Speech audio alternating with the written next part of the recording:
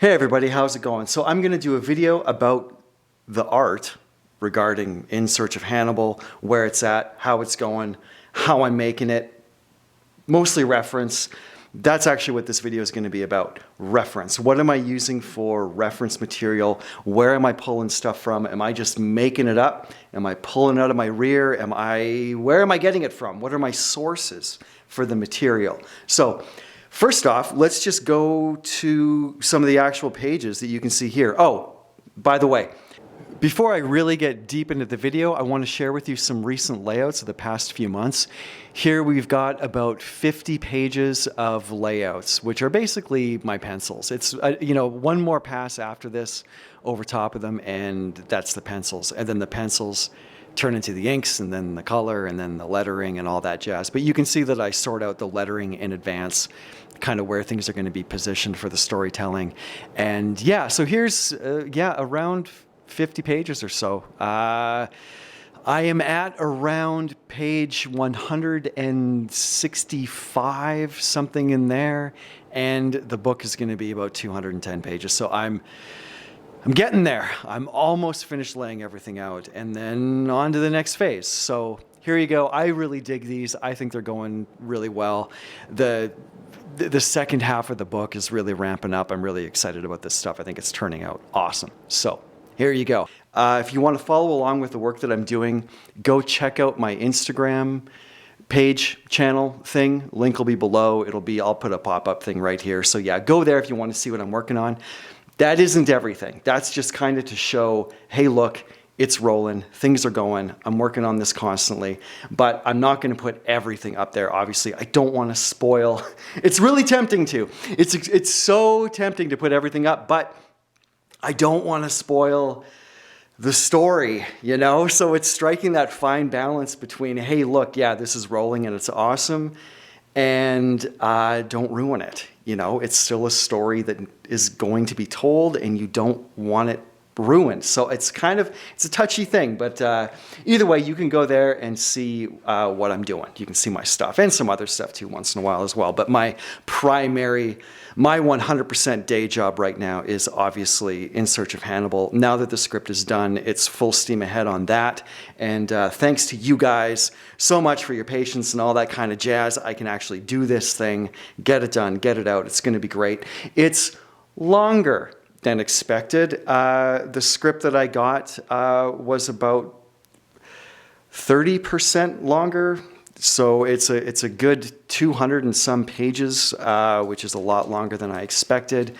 So that is, another hiccup. I mean, it's a good thing and a bad thing. It's a good thing. It's more story, more material. It's a good script. It's a bad thing. It's more work. It's like another huge chunk of time that I got to spend doing it. And it's a good thing. It's a great job to get up every day and work on this stuff, but it means that it's just taking longer and so, oh man. Anyway, it'll be good. You probably recognize this thing from the very beginning, but I'll show you some pages here so you can get an idea. I work really big. So I feel like, it's way more comfortable art-wise, movement-wise, rhythm-wise. I like working big, especially on inks and that kind of stuff. I do the pencils digitally printed out, then I ink it. So you can see some of the inks here. I'll just kind of zip through, kind of get an idea. There we've got Maharbal, Hannibal. There's a lot. I have well over 100 pages done, inked, colored. I'm basically on the second half of the book, which is like so much stronger than the first half. I guess I've just gotten better over the years. Anyway, it's coming along really, really well. It is a heck of a project. Trying to get the camera to kind of see some of this stuff. These pages are massive. They're like 24 by 30 or something like that. They're quite big. If you're an artist and you're gonna draw a project, you're gonna work on something like this, especially if it's a period piece type thing, you should know and understand the material from a global kind of perspective. So this is my own research. I didn't write the script. Lloyd wrote the script. I'm drawing it, but you know, it's kind of, I was the one who approached him originally. I thought this would be a really cool thing to do. I wanted to draw it, not necessarily write it. I more wanted to kind of draw the stuff. I thought it'd be a lot of fun stuff to draw. So, but here's some of the stuff that I had read and have read since this kind of project began. So basically, Livy, history of Rome, can't go wrong.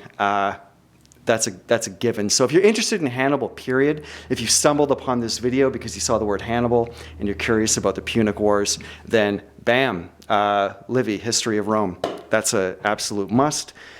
Next up, I really enjoyed this. This is, come on camera, there you go. Adrian Goldsworthy, Punic Wars. This is fantastic. Really great breakdown. I've read this multiple times. Whenever I need to kind of like reset myself, I burn through this again. Really good book, really good breakdown, reads really well. Hannibal, Enemy of Rome. A lot of good nuggets in here. Also, this as well. Ghosts of Cannae, whatever, potato. Carthage must be destroyed, also pretty cool. Just anything that helps flush out the world, makes it feel more real. The deeper you get, the more of a understanding you have, the easier it is when it comes to drawing stuff, because you feel like you can hop into that world and inhabit it a little bit better. This was the first book that I ever read on the Punic Wars. This guy here, this kicked it all off, probably in, early 2000s, I probably read that. And just tangentially, Fall of the Roman Empire, very good. And this too, this is quite good. It's got a little bit on Hannibal. Mir, I'm going to mess up that name, Bahmanyar, apologies, but very good book. And it's not just about some stuff regarding Hannibal. That's just, crushing defeats from ancient Rome, to the 21st century. Good book, really cool stuff. Quite enjoy it. Good pictures, good layout, good writing. So, just anything that helps flesh out the world, I find makes a big difference when it comes to doing art, especially on some kind of period type thing. So that's more literary type history, larger overview stuff. I guess we can start dipping our toe into the actual visual reference side of things. This guy here, Roman military equipment, handy dandy. Punic Wars to the Fall of Rome.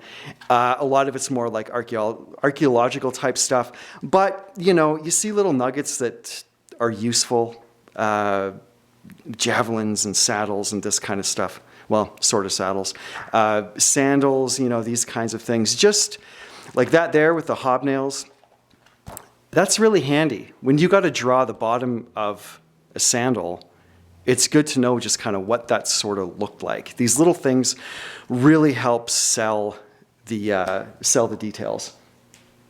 If not, you just sort of flubbing it, and it doesn't really have the weight that it should have. Phoenician secrets. The whole Phoenician thing is very odd, and there's very little material. There's very little material on it. It's kind of tricky to find. There's a lot of mystery involved, so it's this hodgepodge of, say, looking at the Greeks. What are the Greeks doing? Looking at, say, Greek and Roman jewelry, more Greece, obviously plays a big part culturally. It's sort of part of the milieu of that time. This is an excellent book. This is one of my go-to things that I look at a lot. It's a German book. It's, basically on, it's upside down. Yeah, I've got a bunch of it bookmarked. It's just, I'm doing a lot of scenes right now that are taking place in Carthage, or rather I just finished up a bunch of scenes. And so it's just good to know what the kind of jewelry looks like, what sort of the artistic vibe was going on in that area, and scenery as well. Speaking of scenery, I also did a massive road trip where I retraced, what theoretically probably is Hannibal's route. And took a whole ton of photo reference along the way just so I can get an idea what the actual scenery looks like regarding, foliage and mountains and hills and all this kind of stuff. And, what southern Spain looks like, what, I've been to Cannae, I've been to Lake Trasimene, I've been there, taken photos, and those are also a big chunk of my reference, which I guess is nice. You've got that physical thing that you can go and look at, and it's good to have this stuff too, because culturally you need to obviously capture what's going on. This is really good reference, a lot of this kind of stuff. Yeah, so Hannibal at Portas. Here's another thing I picked up in Cannae. This one's in Italian. Obviously, I can't read Italian, but it's got a lot of little nuggets. Helpful little reference stuff, things like that. Very, very cool. The folding of the swords. Little details like that. So, handy dandy as well. And regarding costumes, I love books like this. Is this a DK? No, it's not. It's almost like one of those kind of kids' DK books that I absolutely love. But this is great just for reference. And not all of it is period appropriate, because the thing with the Hannibal story is that it is before, I forget what the reforms were called, Marius reforms, I'm not sure. But it's, it's around 200 BC. So our typical idea of Rome is this modernized kind of idea that you see in movies like Gladiator. But the thing is that this was before that. So it's a very different looking kind of Rome. It's before that grand imperial kind of thing. It's a little bit more low key. There's a bit of a different thing going on. So it's a bit tougher to find material, but this stuff is all handy. It's all good to see. Basically, take what other people are imagining and find a middle ground, and then somewhere in there, you may arrive upon some kind of truth, whatever that means. If he even existed. So who knows? But this is great. I love seeing all these different costumes, different cultures, different colors, this kind of stuff. People think that the past was all like bleak and gray and desaturated because of Hollywood, but no, it is bright and vibrant and colorful, and not what people think. So yeah, very cool. Next up, I've got a ton of these. I love these things. These are from Osprey. There's a million of these books on everything you can possibly imagine. Here's some subjects down there. They've got a ton of these things. There's dozens and dozens of them, and they are loaded full of great art, great kind of reference pictures that are sort of painted in this very, a very like formal kind of style that's there to kind of communicate the clothing and this sort of stuff, which is perfect. It's not stylized in any way. It's very flat, but it gets across the details of things. And really, really cool. Excellent reference. These Osprey books, I love them. I love them. If you're looking at doing any kind of historical type story, go dig these up. They're great. I got Cannae, and then Roman army, the Punic Wars, more there, Carthaginian warrior, Celtic warrior, because we got our Celts in there, and some war elephants. So yeah, they're fantastic. They're short little guys, but really cool reference. And you're not going to find you think that you can find everything with a Google image search? You can't. You absolutely can't. You do got to find physical stuff. Not everything can be found on the interwebs. So there you go. Osprey. One of the things I love about researching this stuff is just the absolute amazing artistry and craftsmanship of the work of these people. I mean, it's stunning, the beauty in their work. It's gorgeous. Look at this stuff. It's incredible.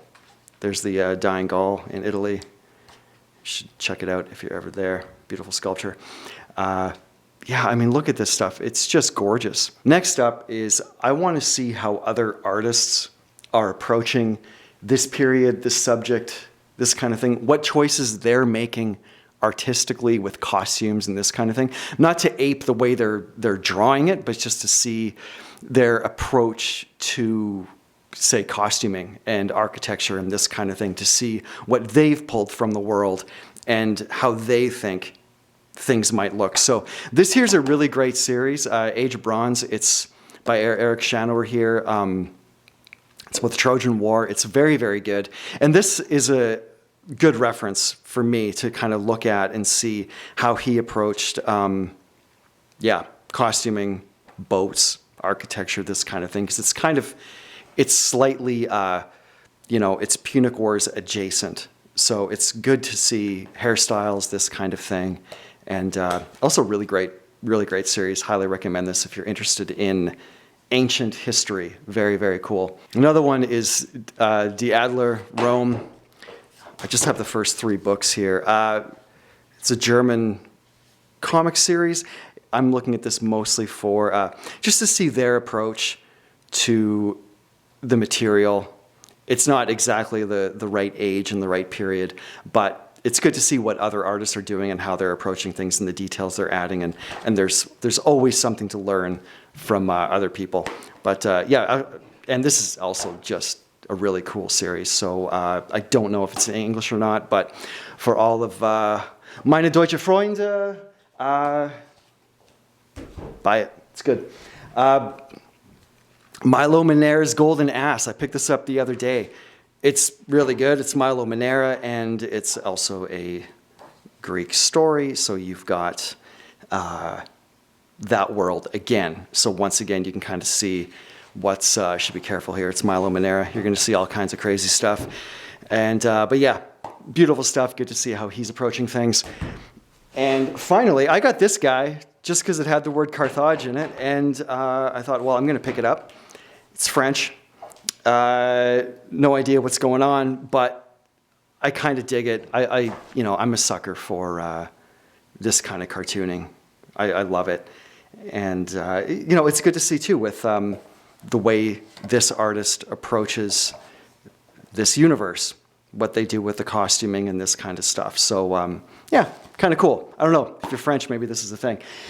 And then aside from that, I guess then we get deeper into like the artistic tools. There's a lot of horses. So I've got a book here with just zillions and zillions and zillions of pictures of horses. Tons of horse pictures. Can't really have enough. So 1,000 horses. And models. I love models. Schleich toys. Elephants. These toys from Schleich are great little reference things. Really, really cool. I use these all the time. I got these around me all the time when I'm drawing. They're really handy. And they're really nicely anatomically detailed. I quite like these. So again, if you're an artist, Schleich toys, they got like dinosaurs. If you're doing like monster stuff or animal stuff, it's perfect. Really, really good. I wish they were a bit bigger, but I love them. I think they're really cool. So anyway, that's that. And also, the thing is, nothing beats real world reference. So I have got some pretty costumey kind of replicas here of swords of the period. I think this is called the Gladius Hispanius. It's kind of a cheapo reproduction, but it's great for detail because, you can manipulate it and you can photograph yourself in a bunch of different angles holding this, doing whatever with it. And there is something to be said about physically handling this stuff, seeing how it actually feels, how you would actually hold it, how it actually sits in the hand. All these little things add up and help sell the realism of what you're going for, making it feel like it's in a real place. And of course the scabbard as well. This is almost more valuable than that. This is great to see just how it's put together. It's cheapo, but you know what? It works. Totally works. Same thing with this here. I've got a falcata or falcata, however it's pronounced. Little knife guy in the side. I'm sure somebody will say, actually, that's not really the way that it's supposed to be. There's blah, blah, blah, blah, blah. Anyway, it's cool. Little kind of reproduction thing. It's pretty neat. It's good for reference. And you really get the idea when you're holding this that this is a chopping tool. This is not a pokey, pokey, slashy, slashy. This is a hacky, hacky, choppy, choppy kind of tool. So it weighs a ton. I don't know how accurate this thing actually is. It's pretty cheapo, but you get the idea, you know. And this thing is such a weird shape. It's such a pain in the ass to draw. I absolutely hate drawing. Like, there's some shapes that are just so awkward. This is one of them. It's just weird. The other thing too, I'm not going to drag it out because it's way too big, is I've got a shield, like a scotum, and it's the weirdest shape. It's so strange. It's just this oblong thing. It's such a pain. But, you know, you photograph yourself from a million different angles with this thing, and then you have like really good reference. So there's also something to be said about real world stuff. And for as much as possible with the project, it's been about real world reference whenever that's available. So there you go. If you're an artist working on stuff, get good reference. Reference is your friend. It makes things so much easier. It allows you to inhabit the world in a larger way. It removes a lot of the thinking because you know what you're doing. You can focus on the storytelling and this kind of thing. You don't have to be struggling what to do. You already know what to do. You've got the reference for it. So highly recommend doing the research, building up a good reference before you start any project. Do it. It's totally worth it. It's step one. It's called pre-production. It's one of those things, pre-production. You got to do it. No matter what it is, pre-production is your friend. Planning is your friend. Okay, there you go. Thanks, everybody. Again, go to my Instagram if you want to see more stuff, and like, subscribe, or whatever if you're new and all that jazz, and we'll see you in the next one.